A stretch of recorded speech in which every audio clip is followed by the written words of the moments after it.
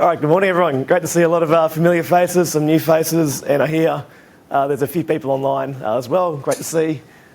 Joined by Mike O'Hanlon in Perth, who's the... Mike, I don't know if you want to test the audio and give your introduction. Mike O'Hanlon, founder and CTO of Switch Technologies.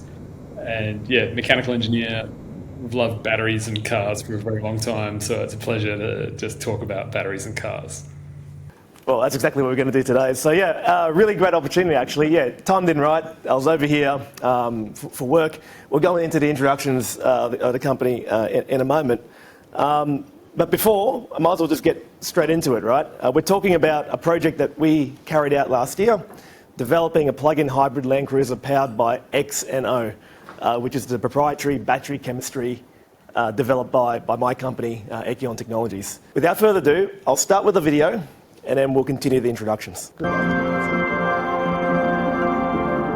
We started hunting for an underground mining relevant application, and that's why we're standing in front of a 79 series Toyota Landcruiser. It's involving a fantastic partnership with Echion on a new battery chemistry that we think the world really needs. XNO is such a great fit. It is a very high power density chemistry. The challenge right now is getting a hell of a lot of these into a battery pack. In terms of where this actually goes, the section underneath the tray. We'll have to figure out how to wire all the different sensors and other pieces that make this project work. Where the motor has to be placed, we are going to have to delete one of the existing cross members out of the chassis. So this is the rough outer dimensions of the batteries themselves. And you'll see here we have our analog front end, which monitors a group of 32 cells. Catch the cells for the first generation Landcruiser pack and about to be shipped out to Perth. 3D printed mock-up of that here. That'll fit in the chassis back here somewhere. We are really excited today. The XNO battery cells have arrived. We're fitting the radiator and the condensers back up to the front of the cruiser. Alright, so finished laser welding the first module. Put the top cover on, as we see here, number one, beautiful. Got the motor installed, the subframe and the transfer case all fully installed now. Just to a point where we need to fit the brackets and then the equipment, and then we'll start putting in all the wire harnessing. It'll be the very first time all the battery cells being read. Nice, I've done it. You're pretty much ready to seal up, be a big milestone. Yeah, we'll go from a series of modules to modules in series and be a battery. Now the real test is getting control of both the diesel and the electric at the same time. Built a battery. It works. How good.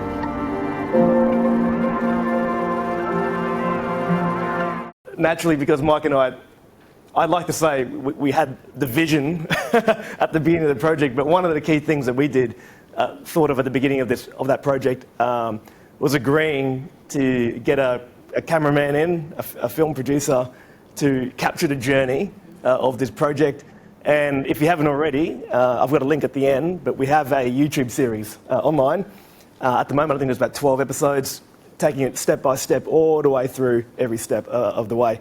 So what you're not going to get from today in some detail, you can get online, watch those videos and sort of get more detail from there. But yeah, really the agenda today, right? We're going to try and capture the full circle, begin with the basics, with the first principles, with the chemistry, give you a bit of an explanation what XNO is, and in particular why it was so interesting and relevant in this particular application.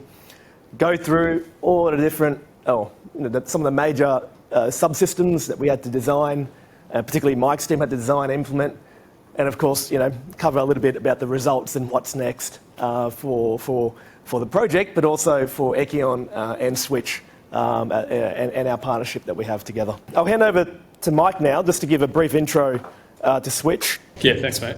So yeah, Switch is depending on how you count it, about 25-person engineering team. We're based in Western Australia. We're particularly good at closing the gap between concept demonstration, early stage prototyping, electrical, mechanical control system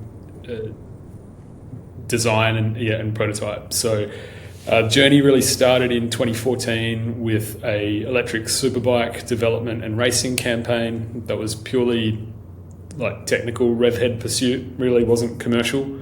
And then from there, we launched a battery company. We thought we'd be a battery manufacturer, and then pivoted to realize a realization that the engineering services, were really what we should be focused on commercializing. So there's a handful of our projects there on screen. Just to quickly go through them, we're in the process of delivering the largest off-grid electric vehicle charging system in Australia for a major trucking company.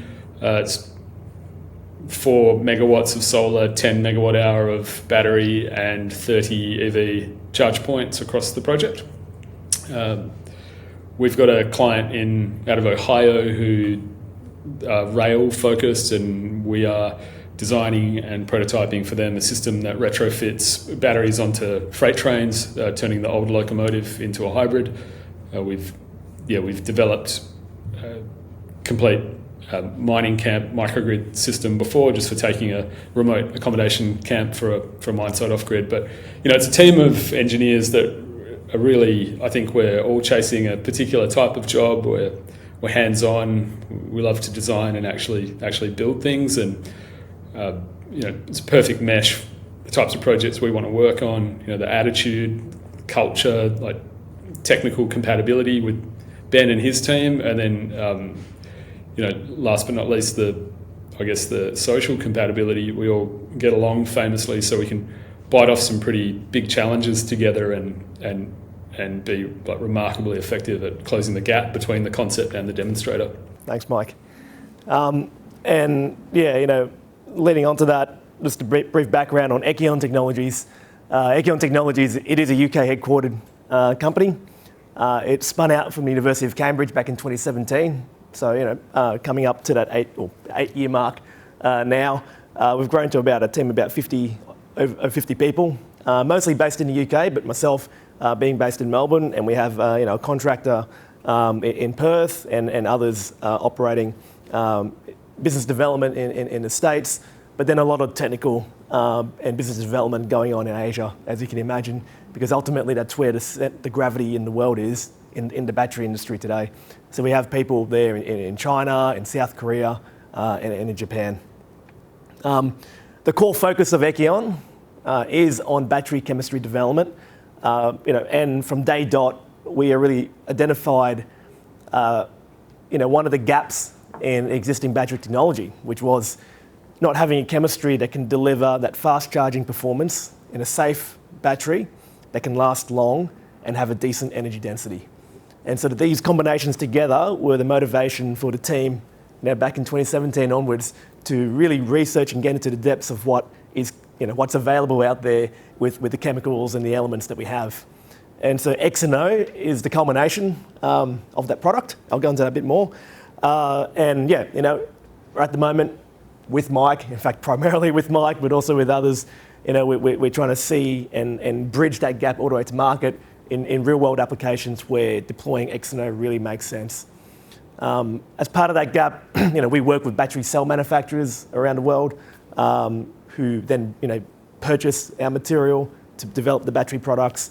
But at the end of the day, the message is we're really motivated to get it there, and we're on the lookout, and we work with people at every step of the value chain to do that. The pictures on the screen, some related to today on the top, but that there is is a dedicated manufacturing plant in Brazil. So XNO is based on niobium oxide as a foundational sort of key ingredient.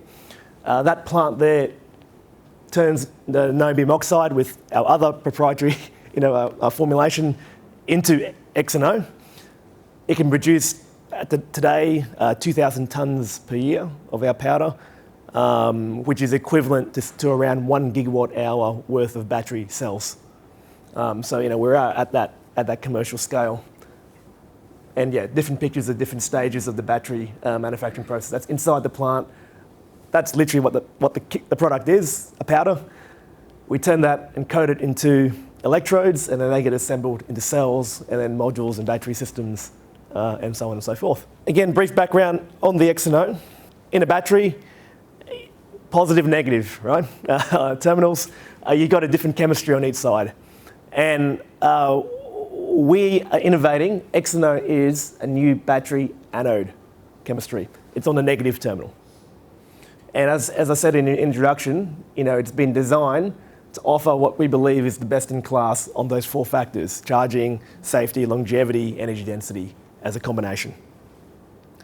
But why is the anode important? Right? Why are we focused on the anode? Well, those were the outcomes, but really, if you evaluate the anodes that you have today, across those 4 factors, they fall short. Okay? And the anode is important because, particularly in terms of the charging of the battery, it's a lithium-ion battery because the lithium ions are what cause the charge to be stored in the battery, right? And so when you charge the battery, inside the lithium ions insert themselves or intercalate themselves into the chemical structure on the negative terminal. And from a simplistic point of view of, say cars trying to park in a car park, right? Some anode materials may only have 1 lane entry, and it's very slow to get these cars in to the storage sites. So what XNO, as an analogy, kind of does is, has a very dense packing of car spots, so hence the energy density. Many lanes of traffic to get in there, so the ions or the cars can get in quickly. And of course, all the health and safety procedures are there, so the safety is there, and it's built out of great material, so it will last forever as well. Right, so that's kind of the analogy that we're working with in terms of that battery. And today, really, it is the anodes of lithium-ion batteries that is the limiting factor because of these principles that I've just discussed. In terms of the actual battery, that's the powder. What do we get at, say, more, at a cell level? This is a simplified view. You've got majority of your battery, lithium-ion batteries today, which utilize a graphite anode. All your phones, all your cars, they all have a graphite anode. And you do get fairly high energy densities. In fact, you could get higher than what we can achieve with XNO. But what's important is that charge rate, right? The rate in which the ions can park themselves is limited. And as you try and charge faster, you actually see a drop in achievable energy density. There is another chemistry out there called LTO, or lithium titanate, and it can fast charge, but the density of the material is not high, and so you can't actually park as many cars in a given volume there. And so that's where I said the difference that XNO makes, it shifts that energy density higher across the same sort of charging range, and holding on to those benefits of life and safety as well.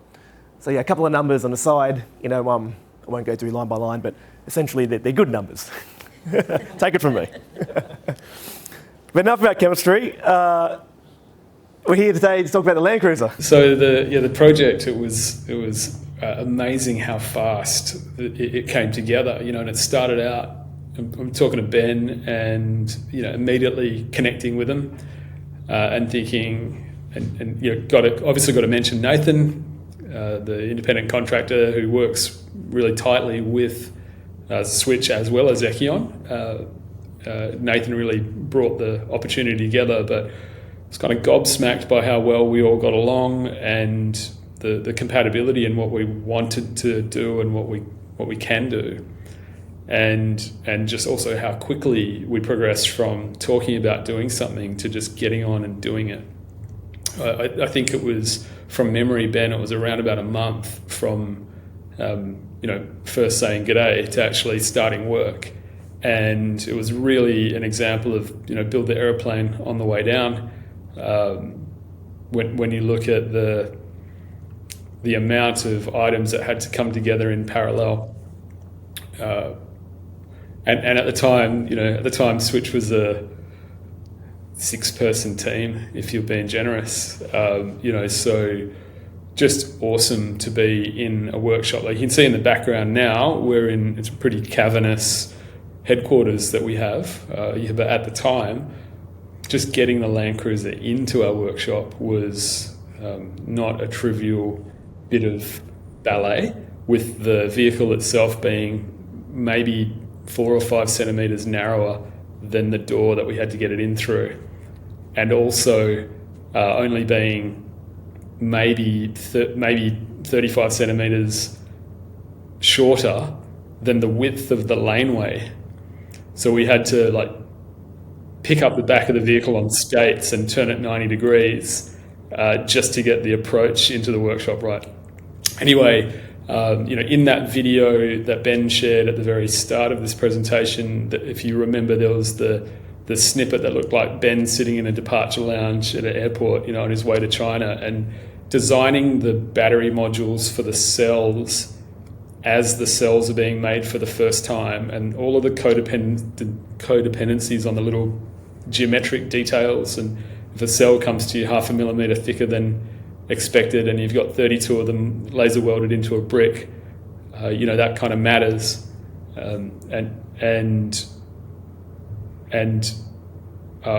know how to wrap this particular point up, because I could talk about the execution phase, until everyone's sick of it.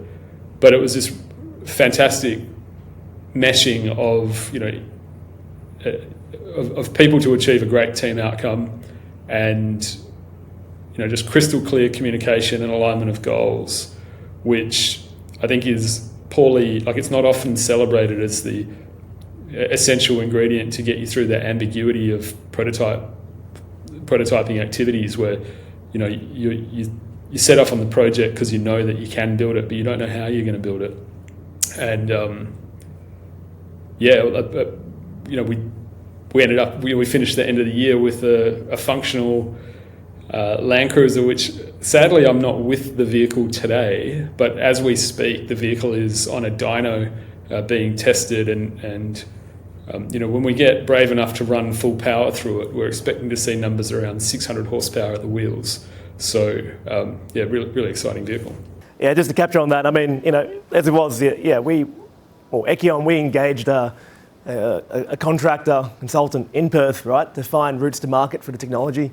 And this was one of the opportunities that was brought forward. And as Mike said, it took a month of discussion to really, it took probably 2 or 3 meetings really, but over a period of a month. And then we were committed to jump on in. I flew over to Perth, looked at the workshop, envisioned the Landcruiser in there, paced out the width of the door, and said, I think it can fit through. And then flew back and we drew up the contract, and away we went. I think initially, we had almost over time we agreed December. December would be the day we finish it. But at one point we were even thinking in May of that year, which I think would have been a bit too far. So let's dive back to the beginning then of that process, right? We went concept to concept demonstrator in a year, or less than a year, 9 months.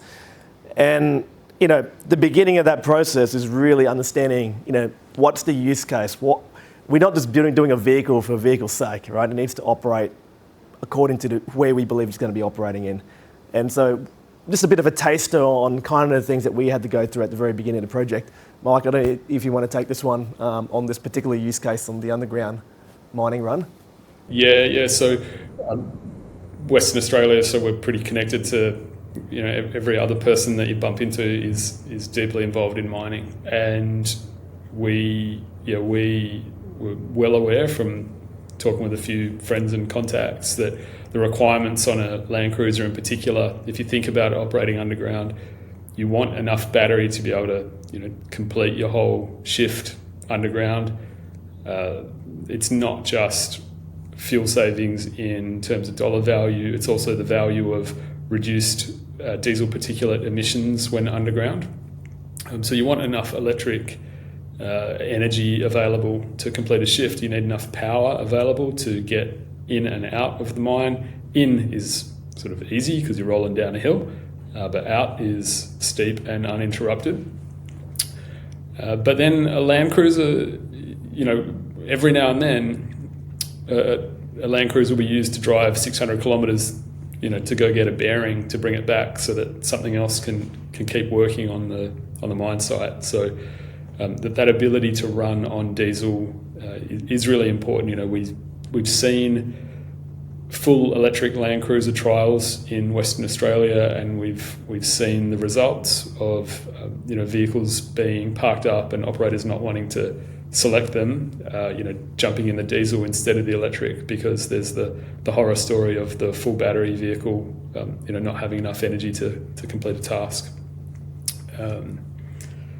I think just quickly to that point, we really see the utility in hybrids in general, and we're focusing on them quite in quite a focused manner, and rhyming with what Ben was saying about his team going on that journey to develop and commercialize a chemistry that would have those characteristics of high energy density, so you can pack enough energy in, and the right power density that you can actually deal with that high charging power rate that is typical of hybrid vehicles.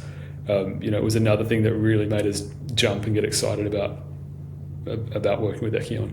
The primary task, right, that underground mining use case, it's about capturing that regenerative power as the vehicle is going down, right? But of course, there's the opportunity there where, prior to the mine entrance, it could be driving any number of kilometres. And actually, in the underground mining context, the emissions on the ground is the key thing in this case, because of the ventilation, cost of ventilation, and so on. And so, by having a hybrid diesel configuration, you've got no limitation on getting to the mine entrance. And then after that, when operating underground, it was very much Nathan, by the way, did these nice animations. Operating underground, that's when you want that bit be fully electric, and therefore the size, capacity of the battery needed to be there accordingly. And you'll see in the CAD images that we're going to show later on, when Mike was talking about the full battery electric Landcruisers that are out there in WA in particular at the moment, and in Australia, a lot of them do use that LTO chemistry that I had on there before because of the safe and long life and the nature of it. But the size of the battery, it needs to be a full BEV for a Landcruiser. That they rip out the engine, pack the engine bay full of batteries, and put batteries under the tray. Whereas for us, you'll see we only have the batteries under the tray, but we achieve the same capacity. So we're just as good as a BEV, with our hybrid configuration, right? And I think when we did that study, Mike, when we're doing the concept development, that was one of the key, light bulb moments that said, there's a clear benefit for XNO in this particular case. Just to go through these, because this is not the exciting bit of the presentation, but as we understand sort of these operational use cases, we did that with a view of all the systems and subsystems of the vehicle and what we'd have to implement. And essentially, for every state that the vehicle would be in going through there, we mapped out, what would be the operating state of every other subsystem, and what would be the operator interface to that, the HMI, the human machine interface, to ensure that, there are no barriers to adoption that may come up when you try and get this in front of the mine operator that's using it. So it was a very, there was a lot of study, if you will, before we got hands-on tools and that type of thing going in. It was, we didn't just rush into it in that particular way. And I think it's worth saying, Mike, part of that in mapping this out and understanding, we did invite people in from industry, miners, fleet operators, to get an understanding of, would you actually use it in the way that we're thinking of designing it, and getting that feedback early on in that requirements capture part. Yep, and then of course the vehicle drives back out. So what resulted, Mike, these are the major components. I don't even want to quickly step through. Because of the time today, we are only going to talk mainly about the mechanical and drivetrain modifications by Mike, and I'll talk a bit about the battery system. But this is basically the list, right, of at high level what we had to do. To be able to operate with the diesel engine off, the first thing we had to think about was replacing engine-driven components, in particular power steering, the brake booster, and the cabin aircon. Had to replace them with 12-volt versions of themselves that could run independent of whether the diesel engine was operating or not. And then the mechanical integration of the electric motor with the diesel drivetrain. I know we're going to show a little bit more about that later, but there was a custom transfer case that had to be developed there to create that extra mechanical input. The electric motor, like electric motor selection and transfer case gearing, sort of co-optimized selection activities to make sure we had enough torque to be able to drag the vehicle out of the hill and up the slope, and enough power to do it at the speed we wanted to. The traction inverter, obviously, paired with that motor. It's a permanent magnet 3-phase motor. And then high voltage, the 700 volt DC bus on the traction system, linking that to the 12 volt on the vehicle via a DC-DC. I think what's important, again, for the mechanical and drivetrain modification, we didn't see the project as saying, oh, let's just strip everything out and make it all, new. Because inherently, people use a Landcruiser because of its reliability and, its drivetrain reliability and the availability of spares and replacements from the network that Toyota has set up, particularly in Australia. So we want to keep all that benefit. And so the philosophy with the driveline modifications were, to do the absolute minimum, right? To a point where, if somebody wanted to reconvert the vehicle straight back to a normal one, it could be done in less than a day. It will be literally just unbolting, a lot of stuff. From a wiring point of view, it may be a bit different, but yeah, certainly from a mechanical point of view, that conversion can be taken out pretty quickly. And yeah, the other parts, of course, that we have to think about, both from a battery system point of view, the thermals, right, considering the operating environment and the behaviour of the chemistry in the cells to design an appropriate thermal management system. We knew this was going to be a test platform as well. So from a battery management system, Switch, they have a proprietary design of a battery management system, and that was another reason why we really wanted to work with Switch, because of the level of data capture that they have in their BMS to really understand the performance of the battery as we get it running around. Design of the battery packs, the configuration of these, and all of the other really important systems that's there as well. I think it probably coincides that if you were to watch when you watch the YouTube video series online, there's almost an episode dedicated to every sort of system that's on the vehicle. So yeah, please jump into that when you can. But that's the vehicle there. Essentially, that's the packaged up sort of modification underneath the tray. We'll dive into that a bit more. And when you sort of explode that out, along with the other non-driveline components like the cooling, thermal management, you kind of get an idea of the sort of additional kit that we put onto the vehicle. So yeah, going in, as I said, the philosophy of doing an absolute minimum, but achieving as much as possible. As a mechanical engineer, often I find myself feeling a bit like Encino Man in a world that's getting all digital and software, and obviously a lot of electrons in my life as well.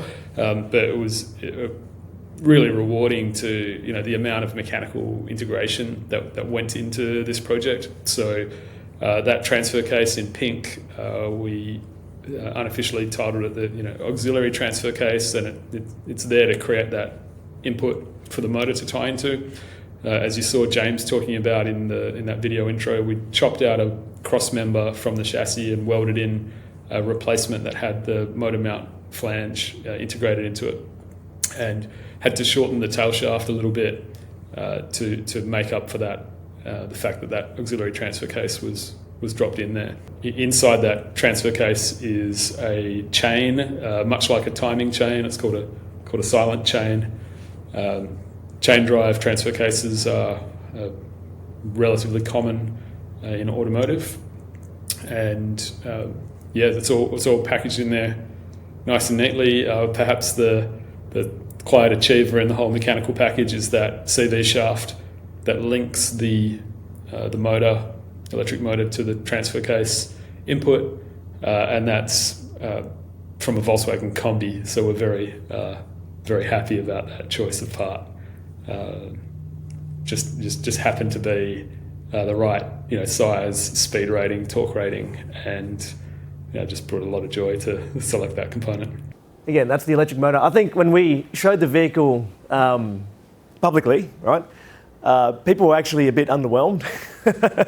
They're like, "Oh, is that kind of it, right?" And I think that's the point, right? We don't. I think that was exactly the reaction that we wanted. When you do go through and watch the video, that transfer case, there were several evolutions of that within this short project already.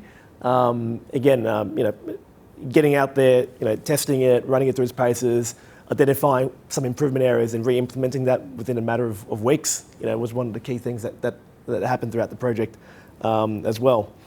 The selection of the engine, the motor, the electric motor. The idea is that you'd still have to package up an equivalent size motor such that in full electric mode, the operator would not see any performance deficiency versus using a diesel powertrain. So hence why when you combine the two together, you actually achieve a pretty, overall very powerful machine, because it's 2 and sometimes 3 times more than the equivalent figure before, particularly in torque. It's a very neat, compact, but very powerful mechanical driveline package. Mike, I don't know if you want to finish up on that one. The one point to add there, like on paper, and when you discount aerodynamics, and it's the exact wrong vehicle in the world to discount aerodynamics, so I'll just disclaim that. But on paper, 0 to 100 in 3 seconds is what we're looking at when we consider the available torque, power at the wheels, and the vehicle mass. So, really quite a compelling vehicle. As we know, the Landcruiser has has a low-range transfer case in it as well. We did have to program in there, because this is one of the scenarios we mapped out. What if the operator puts it in low range in first and is pointed up a hill and puts it in hybrid mode and floors it, right? Then you have I forget what the exact figure of the torque through the actual prop shaft or driveline, but we said, no, we have to dial back. Yeah, it was problematic, yeah. So that was one of, that kind of derating the system in different scenarios was one of the things that we had to consider. We had to work in parallel, right, on all of these systems. And you've probably would have seen in the news a lot of battery companies not doing so well, for example, and getting product. One of Echion's sort of philosophies in the early days is not to become directly a battery cell manufacturer. It is very hard work. And there's a lot of people out there who are very experienced in doing it. So you want to utilise and leverage that experience. And so we were very selective in terms of the battery cell manufacturer that we wanted to involve in this project, and we selected one. One of Echion's sort of philosophies in the early days is not to become directly a battery cell manufacturer. It is very hard work, and there's a lot of people out there who are very experienced in doing it. So you want to utilise and leverage that experience. And so we were very selective in terms of the battery cell manufacturer that we wanted to involve in this project, and we selected one. Design of the battery cell, based on the requirements that came out of the requirement study, kicked off in the 1st of March. We froze the design 2 months later. In that 2 months, we screened a number of other battery components, the positive material that you add there and all the bits that go in between. And we did a lot of accelerated testings to test the different combinations to come up with a decision. We locked it in 2 months later, April 30. We started a week later to produce these cells that you can see here. Again, after the rate of production and sort of the what we call cell grading afterwards and certification that were UN 383, so certified for air transport, for transport on the 26th of June, and they arrived at the Switch workshop on the 2nd of September.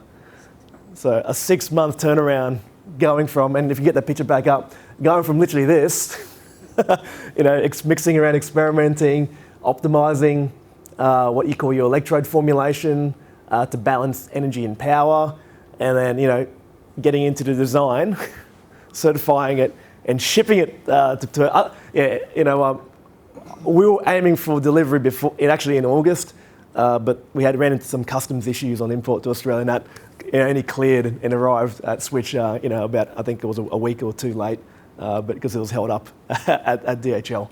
But yeah, so from a cell development, I'll say this: this was the first time Switch did a Landcruiser. This was the first time we kind of designed a cell in anger for a given opportunity like this. We've done lots of other cells already at a R&D pace, but with this real opportunity, so for us at Echion, this was a real test drive of our ability to work with an established cell manufacturer to accelerate a cell design suitable for concept demonstration and prototyping, in that short time frame. So yeah, the team were really excited and really proud of what we achieved.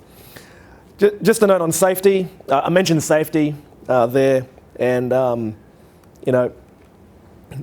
know if any of you have seen a nail penetration test where you subject the nail to an internal short circuit by literally putting a calibrated nail through it. Again, this is one of the sort of the pass-fail things of that. We want the cell to be safe, and we know we can pass the nail penetration test, but there are things that can go on a cell that means you don't. So you don't actually really know until you test it. And in our time schedule, we did not have another iteration loop, put it that way, right? So we needed to be confident that it would actually pass there. So I think the video is playing. Yep, it is. So does it? There. Yeah. Nothing happens. And that's a big nut. So that's an 8mm nail. So you get huge contact area. Some tests only use a 3mm nail. We went with worst case because we thought we might as well, see what it can do. So yeah, once we did this, passed the UN certification test, cells were on their way to Switch. Then we had obviously the module assembly aspect. So we packaged up these 32 cells into a module, and then essentially 8 modules per pack, 2 packs in the vehicle. And this is a bit of an animation on how all those cells came together, all packaged up. Mike, I don't know if you want to talk about how we layered the cells with the foam and all those aspects. Yeah. The general stack up, you've got a cell and then some foam that's there to take up the change in thickness of the cell across its charge cycle, and then also across its life cycle. So you have the cell, that foam layer, which you can see is black, a black square that's there, and then a aluminium fin that's there to get heat, to transfer heat out of the cell. The modules are tightly, like the battery management system is quite tightly integrated into the module design, and I guess this ties over into what I'm going to start talking about now is the full battery pack design, where those modules are connected in series. The BMS devices on each module, they daisy chain together, and a liquid cooling jacket runs down the sides of each module. So you've got liquid cooling on 2 faces per module. Ultimately, what you're looking at there, it's thermally, mechanically capable of handling, of matching the current handling capacity of the XNO cells.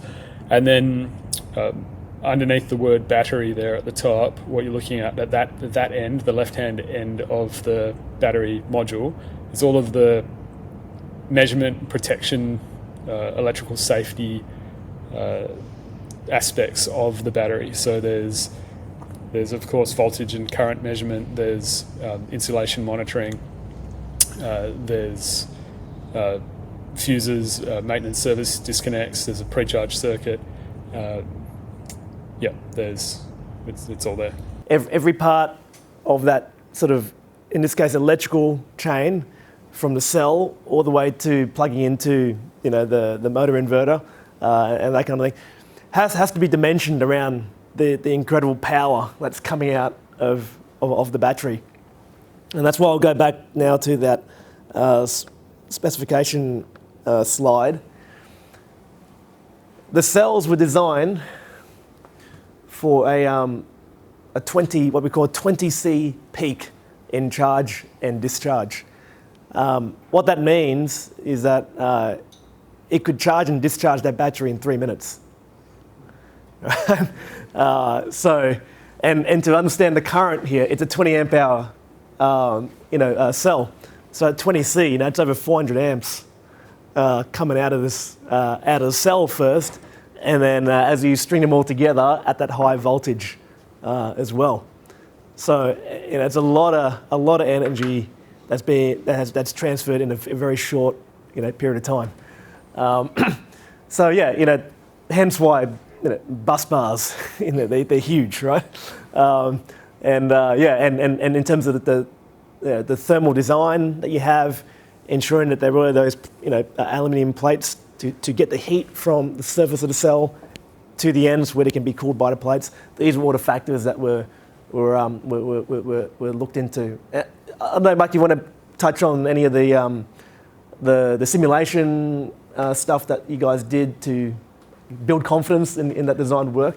Really big fans of a simulation package called SimScale.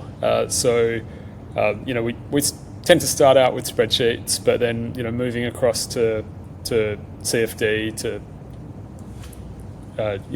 have a look at whether your pump sizes you've got enough coolant flow through your water jackets, and then again, starting with spreadsheets for sizing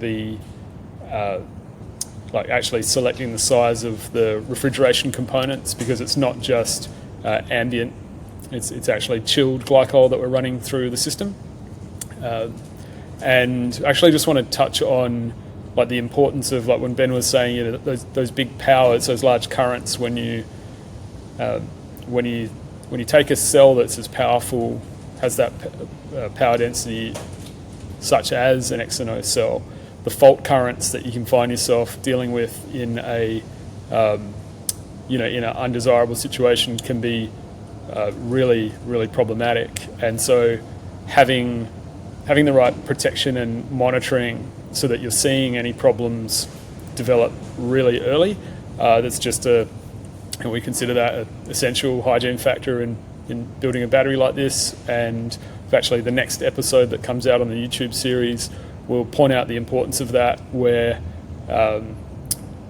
we couldn't work out why one of the packs would refuse to close its contactors, and it took quite a bit of investigation to find out why, and it was ultimately the very beginning of a fault starting to develop. And I won't spoil the episode by giving it all away, but what started out as quite a stressful scenario where something you've built is refusing to work, turned out to be a really rewarding experience to realize, oh cool, our safety systems are extremely sensitive. And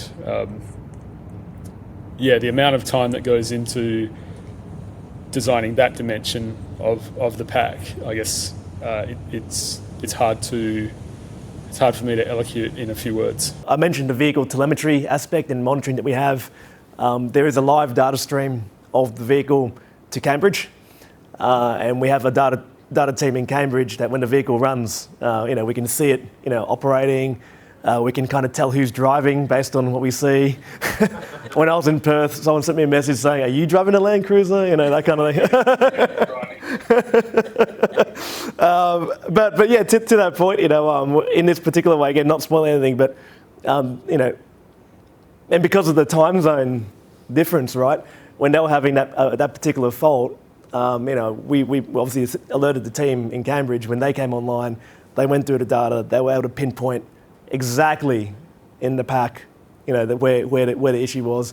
Fed it back to the guys in Switch, and then next day they had the pack opened up exactly to that point, and it was a very good test, and I think also a testament to the safety design that went into the pack. Conscious of time, and we're never going to be able to get into really into the weeds right today on all of it. That's why we have a 12+ episode YouTube series on there. But hopefully, it gave you a pretty good snapshot of that. But coming to that last point, right, which was the important bit. We already spoiled the end at the beginning, but yeah, come December last year, and we got some sound. Echion started in 2017 in the labs of Cambridge University. Echion started in 2017 in the labs of Cambridge University, where I started to develop XNO, which is, I like to think, the one and only battery chemistry that's been developed specifically with the needs of mining and heavy-duty industries in mind. With Echion's technology being so well suited to mining, and with the safety element being particularly valued in underground mining, the Landcruiser Ute is the light vehicle of choice. So if you want to demonstrate everything that is good and true about XNO, the Landcruiser is that entry-level vehicle. First time we see an actual vehicle powered by XNO. That's really exciting. Really excited to be here today at the Australian Automation and Robotics Precinct, where you can see we have our Landcruiser. You can see where the magic happens.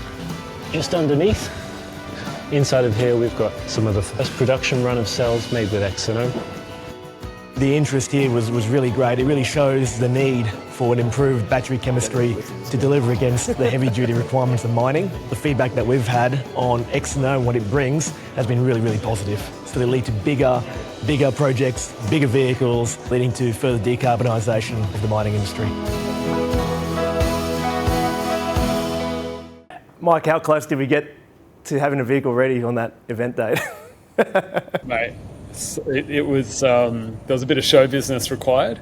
There was like one last fault where, we do all the development work in the shed, and I'd mentioned how hard it was to get the vehicle in and out. So we didn't realise that all of our control system bring up was done with the driver's door open, and didn't realise that closing the door would set off a chain of little bugs and dominoes that, you'd squish one and something else would go wrong. So we found the solution was to wedge a wallet in a door so that it couldn't be closed properly.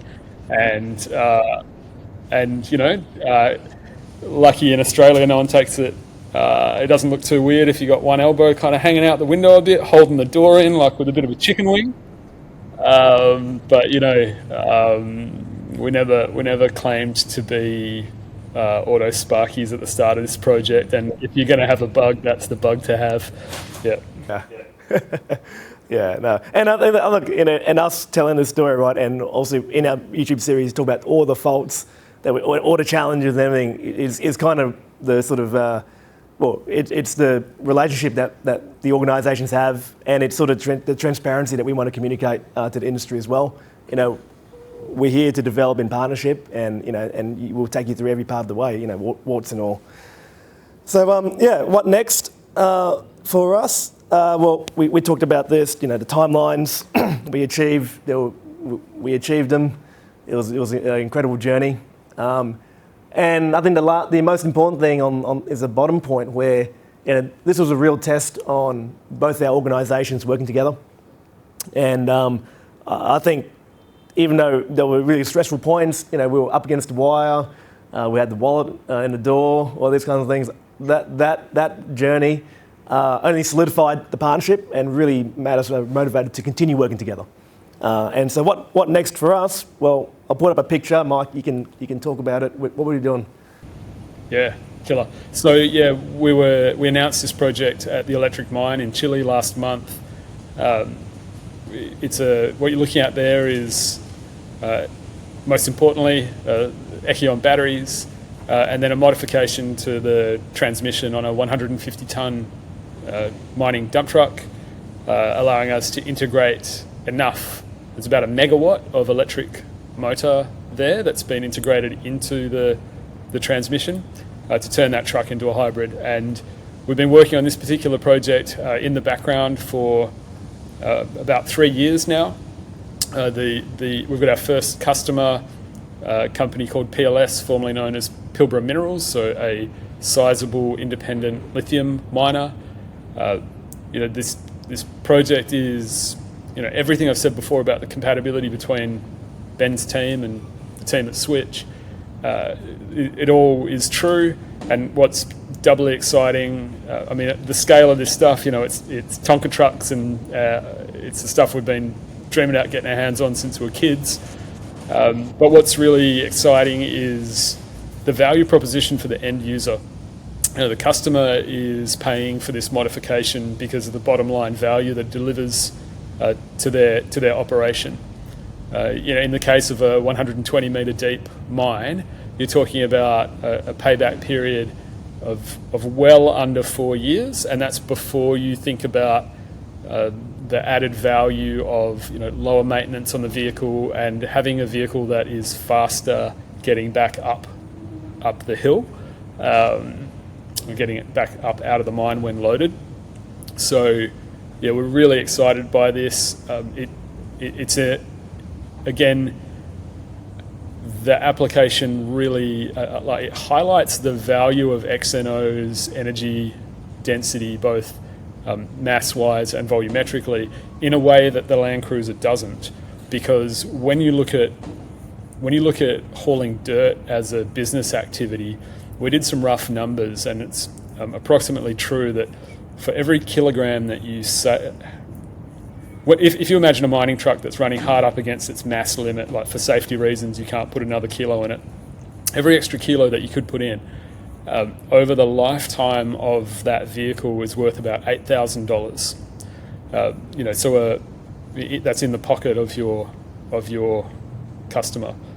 So if you can put a battery in and it's half a ton lighter than than the next best chemistry, and it's going to last just as long, it's a serious value proposition there.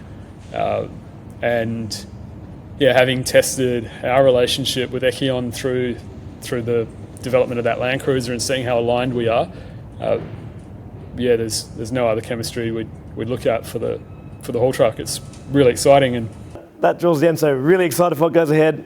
If everything goes to plan, this 150-ton truck will be going on to a mine in January. So thank you. Thank you.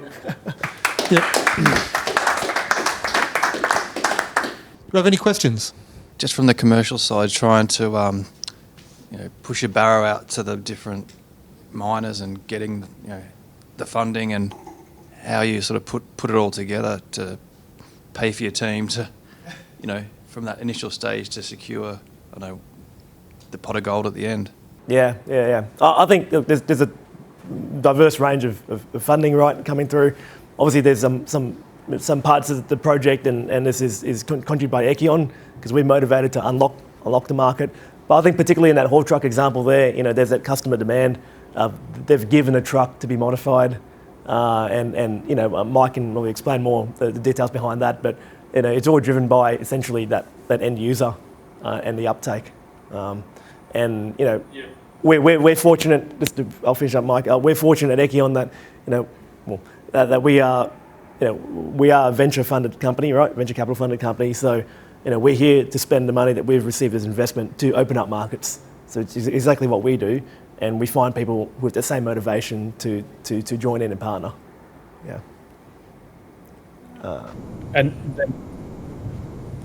Just from our perspective, the techno-economic, argument for, looking at the question, for a mine that weighs this much going up and down a hill that's this tall, what's the amount of potential energy that you're leaving on the table, burning that energy through your brakes instead of charging a battery. And you can do we got to the point that we'd convinced ourselves that the opportunity was good enough that we should start just funding the development of that product internally. So Switch is an engineering consultancy, but this is the first project where We've actually put all the IP into a special purpose vehicle. We got some angel money in to allow us to start prototyping. We're talking to customers to confirm that our model matched their view of the world. And when we started talking to Pilbara Minerals, they had $3 billion in the bank, and lithium was expensive per kilogram, and mining sales cycles are slow. So by the time we're ready to transact with them, their world had changed, but they're still motivated to pay for this modification to their trucks because it results in a net saving from their perspective. So from our perspective, it's this combination of that alignment with what Ben was talking about, the fact that we believe in this product enough to be spending our own money developing it, and then we have customers and an angel investor who also believe and put their wallets in harm's way as well. Just a question for myself: the users, the drivers of the Landcruiser, how do they feel about the experience of driving in the electric mode or compared to the diesel mode? Well, I'll give that answer based on when I've sat with them, right? And I think the in the hybrid mode in particular, and electric, because the way we've tuned it we tuned it to be as close as you can get to the feeling of driving the diesel. So I don't know, Mike, I don't know if you've heard differently, but in some cases it's been underwhelming, because they're like, oh, it's just like a normal vehicle. I'm like, yeah, and you were happy with that before, right?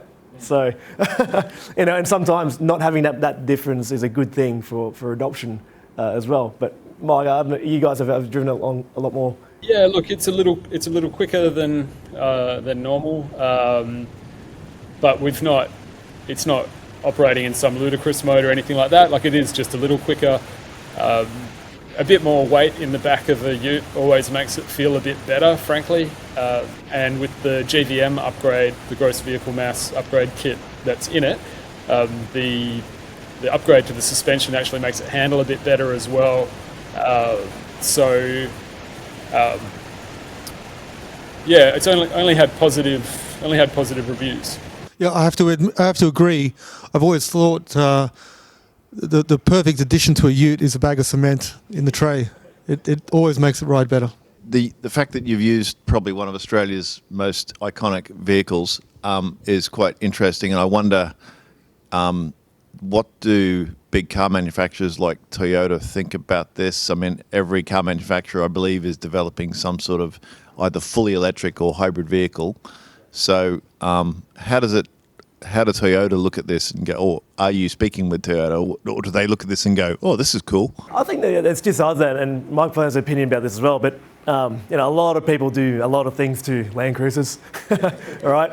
And both from a commercial sense as well as a privately operated sense. So I think they're very used to seeing things being done to them. In terms of being directly in contact with Toyota, in this case, to my knowledge, we haven't had a direct contact. Mike, there is a more casual link, of course, but no, nothing official. It's more what we're more connected to, and what this modification is immediately, where it's more immediately commercially relevant from our perspective, is talking to the secondary manufacturers, the likes of the organisations that prepare light vehicles. They mine prep them or put their mine spec kits on them. They're the companies that we're and the end users themselves. Like, if you think about a underground miner who